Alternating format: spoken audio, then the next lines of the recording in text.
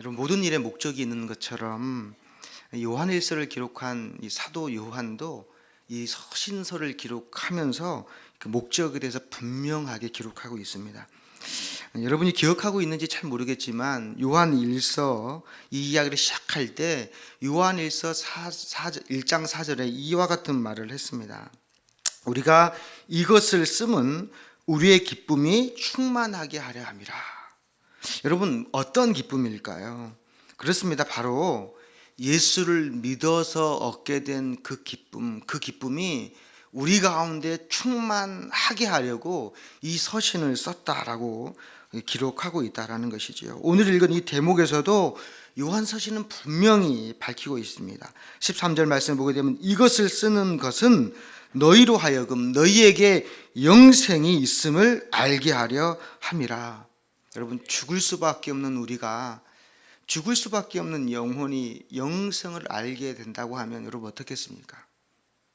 그러니까 아픈 사람에게, 죽어가는 병자에게 너에게 생명이 있다고 말한다면 힘을 얻는 겁니다. 그렇기 때문에 우리의 영혼이 죽을 것을 아는 사람에게 너희가 인생이 끝이 아니라 영원히 사는 존재라는 것을 알게 되면 여러분, 죽음 앞에 둔 사람도 여러분 영생의 기쁨을 얻게 된다라는 것이죠. 여러분, 우리가 어떤 일을 함에 있어서요, 기쁨이라는 것은 굉장한 힘을 주는 겁니다.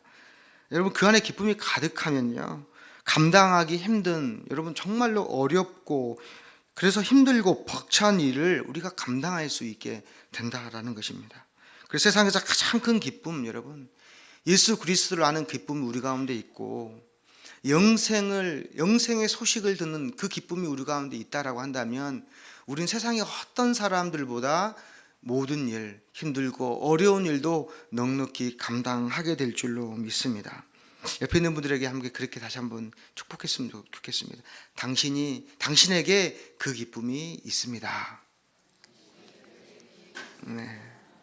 여러분, 그 기쁨이 있는 겁니다, 여러분. 여러분, 그 기쁨이 있는 그 자들은 여러분 표정이 지금처럼 돼서는 안 되겠죠. 조금 더 밝게. 기쁨이 있는데요, 그 예수의 기쁨, 영생 기쁨이 있는다면 얼굴이 달라지고요, 삶의 태도가 분명히 달라집니다. 요즘 이 교회를 제가 거닐다 보면은 저에게 다가와서 반갑게 인사한 분들이 부쩍 많아졌습니다. 목사님 안녕하세요. 어떻게 하면은 목사님처럼 예수를 잘 믿을 수 있습니까? 목사님 어떻게 하면 목사님처럼 참 기도를 잘할 수 있습니까? 목사님 어떻게 하면 그 안에 기쁨이 이렇게 충만합니까? 저도 배우고 싶습니다 라고 이렇게 물으면 참 좋을 텐데, 그렇게 묻는 게 아니라 목사님 어떻게 해서 그 살을 뺐습니까? 목사님 도대체 그 비결이 뭡니까?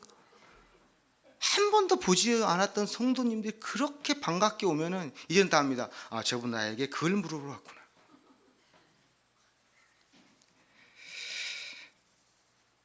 가끔가다 그래, 목사님 혹시 동생 아니세요? 그런 분들이 있어요. 첫 번째 질문, 제가 했던 첫 번째 질문이라면 참 좋겠지만 두 번째 질문도 사실 싫지가 않습니다. 누군가 저의 노력과 수고를 알아주고 자신도 그 누군가도 저를 따라 해보겠다고, 더 해보겠다고 얼마나 좋습니까? 그래서 그분들에게 물어보면 막 가야 되는 데도 붙잡고 어떻게 운동해야 되는지, 어떤 음식을 먹어야 되는지 막 설명을 해주고 있습니다. 근데 가끔 걱정해 주시는 분들이 있어요. 목사님 점점 요요 현상이 있을 수 있으니까 조심하셔야 된다고, 요요 현상 조심해야 된다고. 근데 여러분, 꼭 그걸 물어보시는 분들의 두 가지 마음이 있어요. 걱정도 있겠지만 요요가 빨리 왔으면 좋겠다, 아마 이런 분들, 그분들 다 실패 한번 했었기 때문에 곧 요요가 올 텐데 저번 성공하면 안 될 텐데. 특히 목회자들이 그렇습니다. 같이 사역하는 목회자들이 샘나는 모습으로 요요가 곧 올 거야 하면서 곧 와라 이 저주와 가까운 그러한 주문을 제게 오는 분도 있을 때마다 담대하게 선포합니다. 사단아 물러갈지라, 이렇게.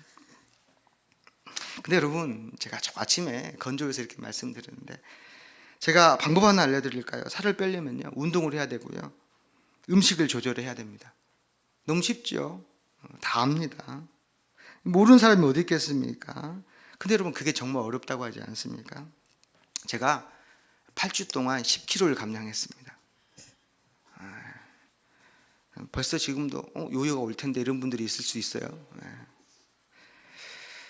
옛말에 교육자가 그걸 보면서 옛말에 담배 끊은 사람하고 뱃살 뺀 사람은 상종하지 말라고 하더라고요. 독한 사람이라고, 독종이라고. 이제 그 독해 보입니까? 그렇지 않습니다. 제가 왜 이렇게 주저주저 제 이야기를 하느냐면, 제가 살을 빼려고 한 게 아니라 뺄 수 있었던 이유가 뭐냐면요, 아주 우연찮은 계기에 아침에 야채를 먹게 되는데 그 다음 날로 먹게 되는 상황이 생겼고, 그 다음 날도 먹게 되는 상황이 생겼어요. 왜냐하면 제 아내가 아이와 함께 체험학습단으로 2박 3일 떠났는데 야채를 고기 누구는 사골 국물 해놓고 한다는데 야채를 3일치를 이렇게 싸놓고 하더라고. 그걸 먹느라고. 근데 묘하게요, 그걸 먹는데 맛있어요. 먹는데 맛있는 거예요. 그래서 저는 올 초부터 만보 걷기를 계속 걸어왔거든요. 야채를 먹으니까 만보도 걸었잖아요. 그러니까 너무 재밌는 거예요. 만보 걷다가 13,000보 걷다가 오늘 15,000보 걷다가 매일 2만 보를 걷게 됐습니다. 힘들지 않았어요. 그러니까 막 독하게 막 운동해야지 그게 아니라 그 새벽 예배 갔다 오면 자연스럽게 걷는 게 좋습니다. 걷다 보면 기도하게 되고, 걷다 보면 찬양하게 되고, 걷다 보면 너무너무 좋아요. 그리고 안산천을 걷다 지겨우면 광덕산을 가요. 광덕산이 지겨우면 노적봉을 가요. 노적봉 지겨우면 안산중앙공원이, 얼마나 우리 주변에 좋은 산들이 많은지 몰라요. 광덕산이 길이 수만 가지 있는 걸 이뒤에 알았습니다.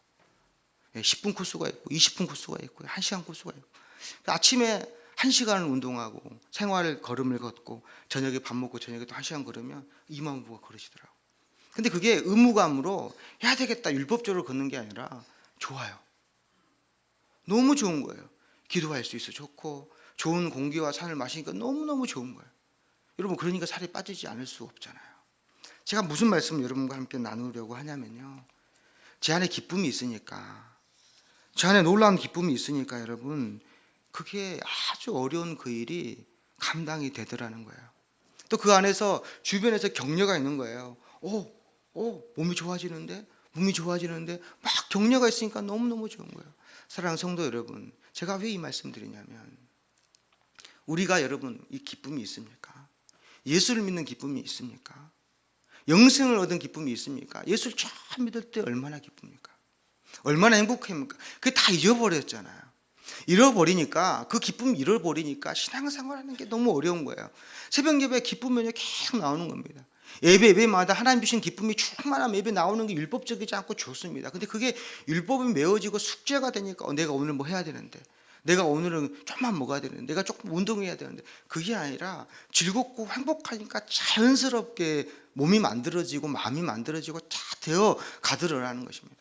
사랑하는 성도 여러분, 여러분 안에 예수를 믿는 기쁨, 영생의 기쁨이 충만하기를 축복합니다. 여러분, 그 기쁨이 충만할 때 우리의 신앙생활을 더 달려갈 수 있는 거예요. 포기하지 않고 달려갈 수 있다라는 것이죠. 자연이 주는 그런 음식들, 여러분 막 가공된 음식들 있잖아요. 막 햄과 소세지, 막 닭튀김, 제가 얼마나 좋아하는지 몰라요. 근데 그 기쁨이 바뀌는 거예요. 야채가 그렇게 맛있어요. 사람의 영양소, 사람이 만든 조미료가 안 들어간 그냥 하늘이 주는 그 담백한 그 맛을 먹는 기쁨으로 바뀌더라고요. 그냥 먹고 그동안 잤더니, 예전에는 꿀 마셨어요, 피곤하면. 근데 걸었더니요, 그 안에서 막 성분이 나와요. 그 기쁨이 바뀌는 거예요. 여러분, 세상의 그 기쁨으로 변화된 우리가 다시 예수의 기쁨으로 충만하게 바뀐다면, 우리 잃어버린 그 예수 믿는 즐거움이 다시 한번 솟아날 줄을 믿습니다. 그 은혜를 경험하시기를 바랍니다. 그렇다면 여러분, 그 말씀 오늘에게 한번 잘 적용해 볼게요. 요한의 서신이 기록한 목적이 우리에게 기쁨이 충만하게 하려고요, 영생이 있음을 알게 하려 한다라는 것이죠. 여러분, 영생이 있음을 아는 것이 얼마나 기쁩니까? 병들고 힘들고 고통스러워하면요, 슬픔 속에 여러분 가족을 잃은 그 아픔이 우리 가운데 있다라고 한다면요, 그분에게 영생 소식을 전해주면요, 얼마나 기쁘겠습니까? 제가 구교구로 나탔는데요,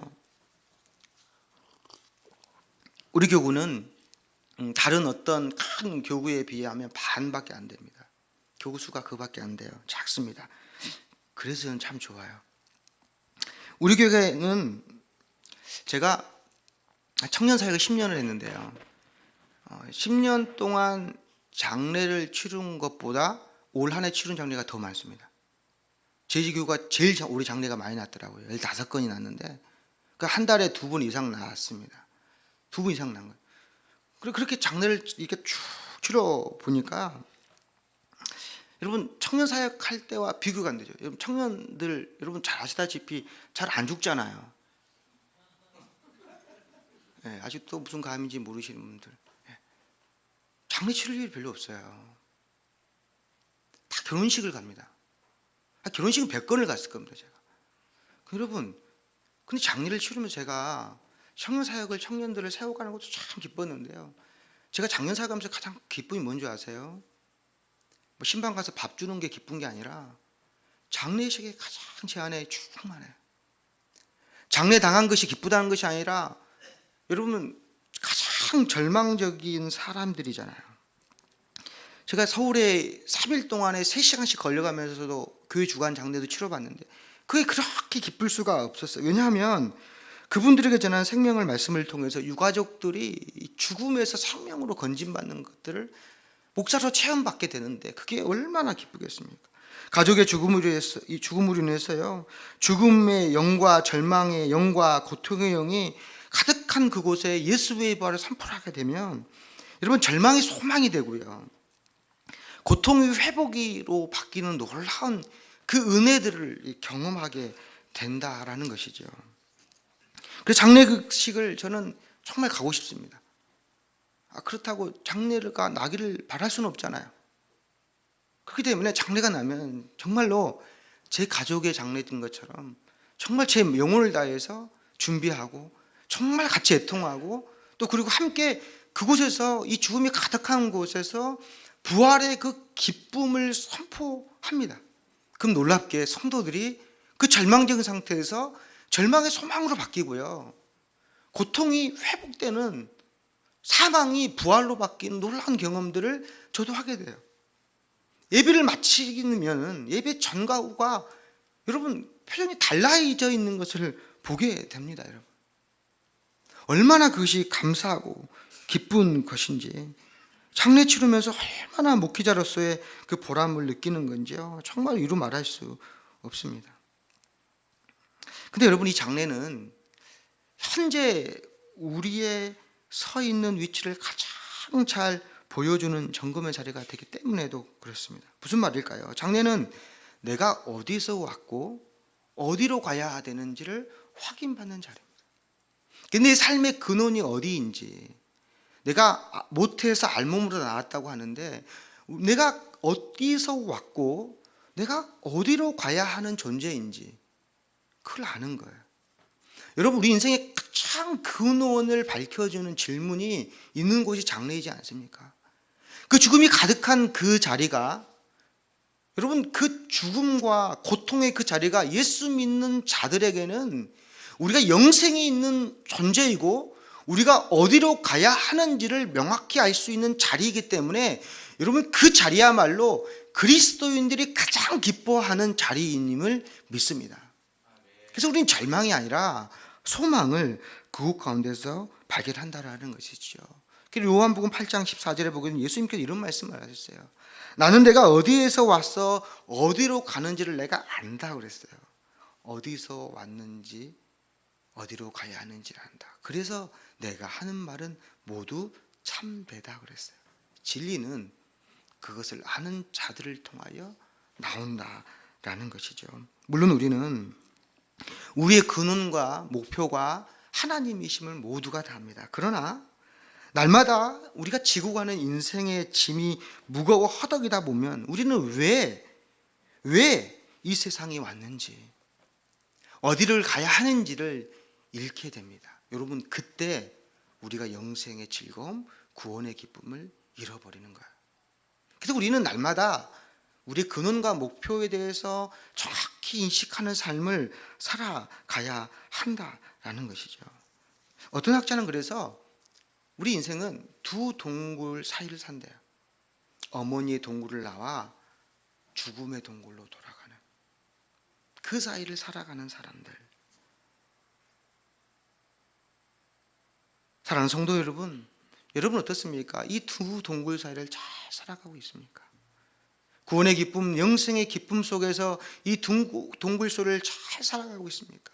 세상의 무거운 짐 때문에 허덕여서 내가 어디를 가야 하는지를 몰라서 너무너무 고통스러워지진 않습니까? 오늘 예배드리는 모든 성도들 가운데서 우리 근원과 목표를 통하여 안 그 구원의 기쁨이 날마다 샘솟는 여러분 되시기를 축복합니다. 여러분 두 동굴을 잘 살아가는 것, 그리고 그 근원이 어디이며 어디로 가야 하는 것을 잘 아는 사람이 여러분 그 구원의 기쁨과 영생을 잘 누릴 수 있다는 것이죠. 그렇다면 여러분 영생의 그 기쁨 누리는 또 다른 방법이 있는데, 여러분 14절 말씀이 있는데요, 14절 말씀을 함께 읽겠습니다. 14절 말씀 다 같이 읽겠습니다. 시작. 그를 향하여 우리가 가진 바 담대함이 이으시니 그의 뜻대로 무엇을 구하면 들으심이라. 영생을 어떻게 누려야 하냐면 첫 번째 제시하고 있는 것이 바로 이 기도입니다. 기도. 왜 사도 요한은 영생을 누리는 첫 번째 이 방법으로 이 기도를 말했는가? 여러분 그 의미를 이 14절에 나와 있는 이 단어, 여러분 담대함이라는 단어에서 찾아볼 수가 있습니다. 이 담대함은 그 헬라어로 파레시아라는 단어를 씁니다. 이 파레시아는 말과 관련된 이 단어인데요, 다시 말하면 이 담대함, 이 파레시아는 하나님께 말할 수 있는 자유예요. 그 높으신 하나님께, 나와 성정이 같으시지 않는 피조물에 불과한 우리가 창조주 되신 하나님께 말할 수 있는 자유예요. 여러분 무슨 의미입니까? 예수님을 그리스도로 믿는 자에게는 하나님께 영생에 이르는 선물을 주신다고 하는데요, 영생을 선물로 받은 자의 특권은 하나님께 나아가는 담대함이 있다라는 겁니다. 여러분 하나님과 우리의 그 대화는, 말할 수 있는 자유, 이 대화는 여러분 불편함이 있는 것이 아니에요. 꺼리낌이 있는 것이 아니에요. 여러분 아주 개방되어 있고 편안한 대화예요. 여러분 우리 아버지가 만약에 무서운 분이라면요, 편하게 갈 수 없잖아요. 온화하고 다정다감하고 언제든지 들어가도 말할 수 있는 대상이면 아주 편안하게 담대하게 나아갑니다. 근데요, 어렸을 때 만약에 아버지의 상처가 있다라고 하면요, 아버지 만나는 게 두려워요. 명절에, 이번 명절 다가오지만 명절 갈 때요, 의무감에 가지 꺼리 껴져요. 두려워져요. 근데 너무 편하다면요, 담대하게 가잖아요. 이 담대함은 아주 편안하게 가는 거예요. 그 자유가 있다라는 거, 언제든지 갈 수 있다는 거예요. 쩔쩔대며 어려워하는 것이 아니라 친밀한 상태에 어떠한 것도 구할 수 있는 그 하나님 아버지께 나아간다라는 것이죠. 히브리서 4장 16절은 그래서 이렇게 말합니다. 그럼 우리는 궁일하심을 받고 때를 따라 돕는 은혜를 얻기 위하여 은혜의 보좌 앞에 담대히 나아간다라는 거예요. 때를 따라 돕는 은혜를 얻기 위하여, 국리를 얻기 위하여 우리는 하나님께 담대히 나아간다라는 것이죠. 어떨 때 담대할 수 있냐면요, 아까 말씀드렸던 것처럼 비슷할 때 가요. 꺼리낌이 없을 때, 편할 때, 언제? 또 친구 같을 때. 목회자가 권위를 내세우면요, 성도도 안 오잖아요. 근데 친구처럼 편안하면요, 다가옵니다. 그렇지 않습니까? 편안할 때 다가오는 거예요. 너무 높고 권위적이고 큰 분, 능력이 있는 분이나 우리가 하나님 믿게 되면요, 그 하나님을 믿게 되면 하나님께 나아갈 수가 없어요. 그러나 친밀하고 언제나 우리의 마음을 감찰하시고 우리 상황을 다 아시고 그 하나님 믿게 되면 우리는 담대히 그 하나님께 나아갈 수 있다라는 것이죠.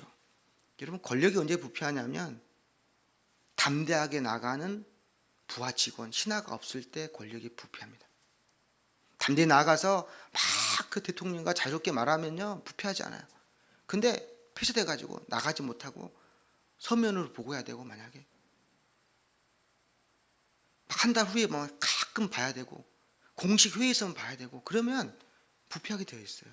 근데 편하게 만나고 편하게 논하고 이러면요 부패할 수가 없어요. 그 높으신 하나님은 우리를 편하게 대해 주신다고 합니다. 언제든지 무엇을 가지고 혹 우리의 죄가 있을지라도 우리 가운데 연약함이 있을지라도 자격 없어서 하나님께 나아갈 수 없는 존재라고 우리가 여겨질지라도 하나님이 내 아버지이기 때문에 나아갈 수 있다라면 하나님 우리 가운데 구하는 것마다 은혜 주실 줄로 믿습니다. 그렇다면 여러분 어떤 이유 때문에 우리가 하나님께 담대할 수 있게 나아갈 수 있냐면요, 조금 전에 읽었던 히브리서 4장 16절 전에 15절에 이런 말씀이 있어요. 우리에게 있는 대제사장은 우리의 연약함을 동정하지 못하실 리가 아니요 우린 일에 똑같이 우리와 같이 똑같이 시험을 받으신 이로되 죄가 없으시다 그랬어요. 똑같이 시험을 받으셨는데 죄가 없어요. 누가요? 예수님이 똑같이 시험을 받으셨답니다. 무엇을 말합니까? 너희의 아픔과 고통을 나도 안다는 거예요. 너희의 배고픔도 내가 알고 너희의 고통을 내가 알고 내가 너희의 십자가의 고통이 뭔지를 내가 알고 너희의 가족의 고통이 뭔지를 내가 안다는 거예요. 예수님이 다 겪어보셨다는 거예요. 아, 저분 다 아는구나. 나와 동일한 고통이 있는 사람, 여러분 그 앞에는요 여러분의 아픔들 다 내어놓을 수 있어요.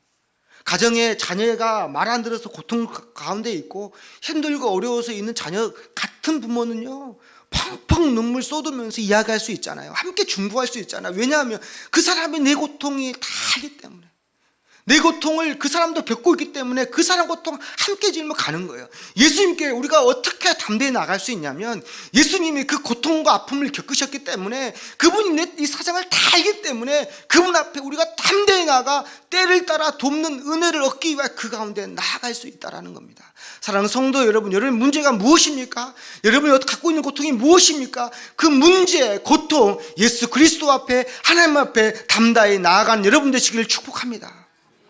여러분 그러면요 하나님이 다 들으신대요. 오늘 말씀 가운데 하나님의 뜻대로 구하면 다 들으신대요. 여러분 하나님의 뜻대로 구하는 것이 무엇이에요? 처음엔 다 모릅니다. 기도하지 않으면 몰라요. 내가 하나님의 뜻을 모르는데 어떻게 구하냐? 아니에요. 기도해야지 알아요. 기도하지 않으면 내 육신의 정욕대로 살고 내 육신의 정욕대로 구하면 사는 거예요. 근데 기도해 보세요. 너희가 구하여도 얻지 못하면 너희가 정욕으로 구한다고 하잖아요. 그게 뭔지 아세요 여러분? 너희의 기도가 아직은 너희 육신에 머무는 기도 짧기 때문에 그래요. 기도의 지경이 다 다르고 하나님 만남에 다 다르면요 절대 내 욕심이 나올 수가 없습니다.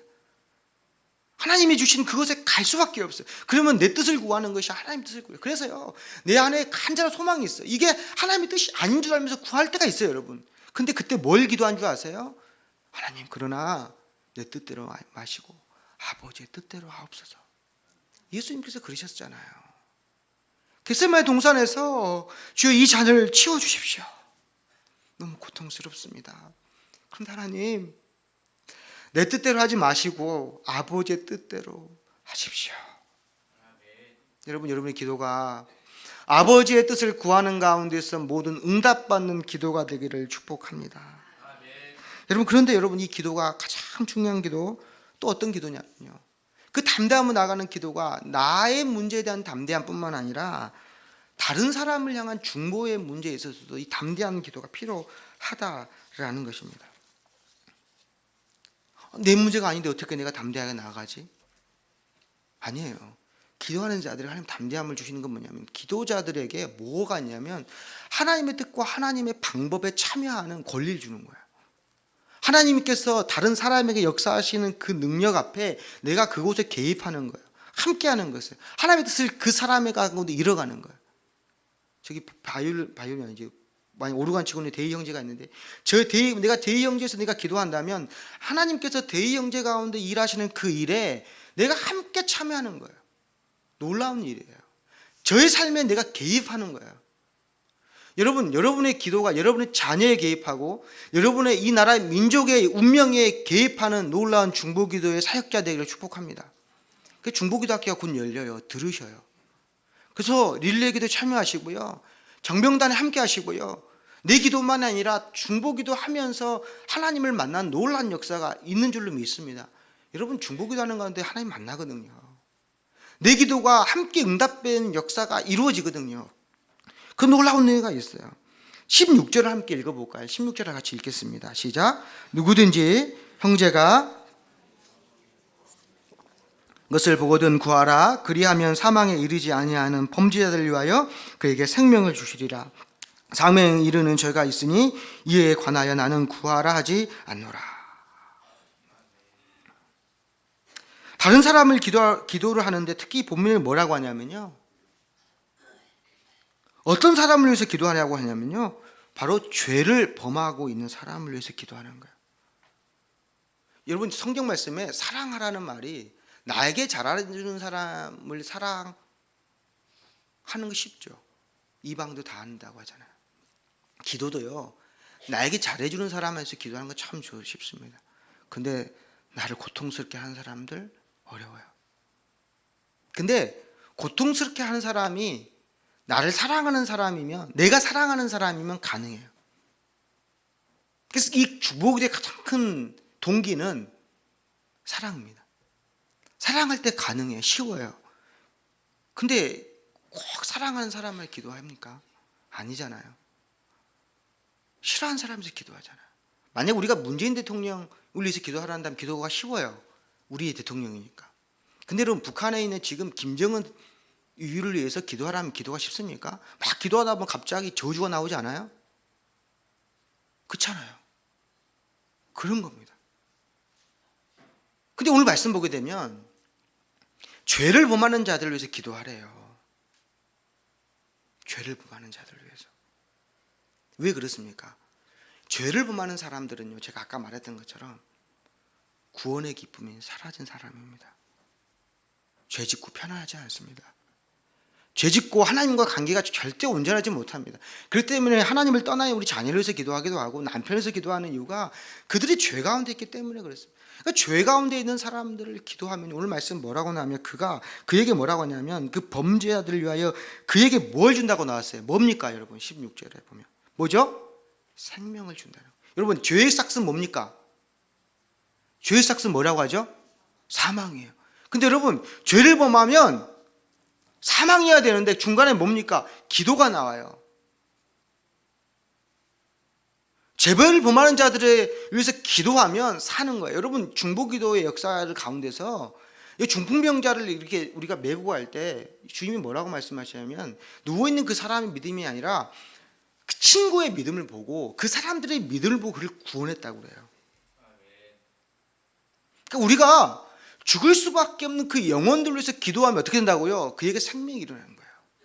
이 나라 민족이 미국이나 중국이나 북한이나 수많은 나라를 때문에 우리나라 운명이 결정될 수 있을 것 같고, 고통스러울지 않으면 너희가 믿으면, 너희가 믿음으로 구하면, 너희가 바로 믿으면 너희가 굳게 서리라, 주님께서 말씀하시는 거예요. 사랑하는 성도 여러분, 우리 함께 기도해 보지 않으십니까? 제 가운데 있는 우리의 이웃들을 위해서, 제 가운데에서 구원의 기쁨을 사라져버린 우리의 자녀들을 위하여서, 우리의 가족들을 위해서 한번 기도해 보지 않으시겠습니까? 그러면 그에게 하나님께서 생명을 주신다라고 오늘 말씀하고 있다라는 것입니다. 여러분, 구원의 기쁨을 잃어버린 사람은 다윗이잖아요. 다윗. 아주 다윗이 회개할 때 기도 핵심이 뭔지 아세요, 여러분? 하나님이요, 내 속에 정한 마음을 창조하시고 내 안에 정직한 영을 허락하십시오. 그리고 그 다다음 절에 뭐라 기록되냐면, 주의 구원의 즐거움을 내게 회복시켜 주시옵소서 그래요. 뭐라고요? 주의 구원의 뭐라고요? 즐거움. 구원의 기쁨. 구원의 기쁨 다시 회복시키시며. 구원의 다윗은 그 죄 가운데 있기 때문에 그 기쁨을 잃어버렸습니다. 혼자 해결할 수가 없어요. 나단이 옵니다. 말씀을 전해요. 그리고 여러분, 나단이 말씀만 전하고 끝났을까요? 저는 그렇게 생각하지 않습니다. 성경에 나와 있지 않지만 나단은 다윗이 바로 설 때까지 그는 아마 장막 뒤에 감추어진 그곳에서 왕 다윗을 위해 끊임없이 중보했을 겁니다. 믿으십니까? 믿으십니까? 그래서 다윗이 산 거예요. 죄 가운데 절망 가운데 사람은 결코 일어설 수 없습니다. 중보기도가 아니면 결코 일어설 수가 없습니다. 그래서 일어설 수 있었던 겁니다. 사망에 이르지 아니하는 범죄자들에 대해서 여러분 중보기도를 하면은요, 하나님께서 생명을 주시겠다 말씀합니다. 죽어야 하는, 마땅히 죽어야 하는 그 사람에게 생명을 허락하시겠다 말합니다. 다시 말해 그런 사람에게도 영생의 기쁨을 다시 회복시켜 주시겠다 하십니다. 여러분 얼마나 놀라운 일입니까? 여러분 얼마나 놀라운 하나님의 사랑입니까? 그리고 얼마나 놀라운 중보 기도의 능력이겠습니까? 때문에 우리는 내 기도처럼, 내 문제처럼 담대히 나의 이웃을 위하여, 나의 형제 자매를 위하여, 이번 명절이 다가오는데 믿지 않는, 죽어가는 죄 가운데 있는 우리 가족들을 위하여 기도하는 추석이 되기를 축복합니다. 그 기도의 사명이 여러분 가운데 있습니다. 너무 오랫동안 하다가 지쳐서 포기해버리진 않았습니까? 될 대로 되겠지, 내 기도가 되겠나, 저렇게 살아서 되겠나, 저렇게 험악한 죄를 짓고 사는데 저 사람이 구원받을 수 있겠나. 여러분 사람으로는 할 수 없으되 하나님으로는 할 수 있음을 믿습니다. 우리 기도를 통하여 하나님께서 움직이시면 그 영혼 살아난다고 하나님께서 오늘 말씀을 통하여 우리 가운데 허락해 주시는 겁니다. 마지막으로 이 말씀하고 마치겠습니다. 모세가 하나님께 대하여 나아갈 때, 대화할 때 성경이 이렇게 표현합니다. 사람이 자기 친구와 이야기함 같이 여호와께서는 모세와 대면하여 말씀하시되. 여러분 모세의 기도가 이런 기도입니다. 모세는 이런 하나님과 대화하여서, 친구처럼 대화하여서요, 금송아지로 우상 범했던 그 백성 하나님께서 다 진멸하시긴다고 하실 때, 진멸한다고 하실 때 하나님께서, 모세는 하나님께 나아가 주님, 내가 주님께 은총을 입었사오면 나에게 주의 길을 보이사 주와 우리 민족과 함께하여 주옵소서. 내 이름이 생명책에 지워지는 한이 있더라도 주여 이 백성을 살려주십시오라고 기도하였습니다. 여러분 얼마나 어떻게 보면 하나님 앞에서 거만한 기도의 보이처럼 보일 수 있습니다. 내 이름을 지워버리라며 하나님을 보좌를 그렇게 흔드는 것 같은 그 기도, 간구를 한 거잖아요. 사랑하는 성도 여러분, 여러분의 기도가 다윗을 살렸던 나단의 중보기도, 이스라엘 백성을 멸망해서 생명으로 광야에서 다 죽어가야 할 그 백성을 가나안으로 인도하게 했던 그 기도인 것처럼 사랑하는 성도 여러분의 기도가 그런 기도가 되기를 축복합니다. 그러기 전에 구원의 기쁨을 회복하시고요, 영생의 기쁨을 회복하시고요, 내가 어디서 왔는지 어디로 가야 하는지 아는 가운데, 그 기쁨 가운데 모든 사람을 구원하는 기도의 중보자, 하나님의 중보자 되기를 축복합니다. 기도하겠습니다. 하나님 감사합니다. 주일 아침에 다소 긴 말씀을 통하여 하나님의 말씀을 증거하였습니다. 주님, 혹이 말씀 가운데 사람의 말이 있다면 주님 고쳐주시고, 생명에 있는 말씀, 사망도 생명으로 옮기시는 주님께서 오늘 이 기도를 통하여, 하나님 이 예배를 통하여 사망으로 옮김받는 하나님의 모든 하나님의 사람들 되도록 주여 축복하여 주시옵소서. 감사드리고 예수 그리스도의 이름으로 기도합니다. 아멘.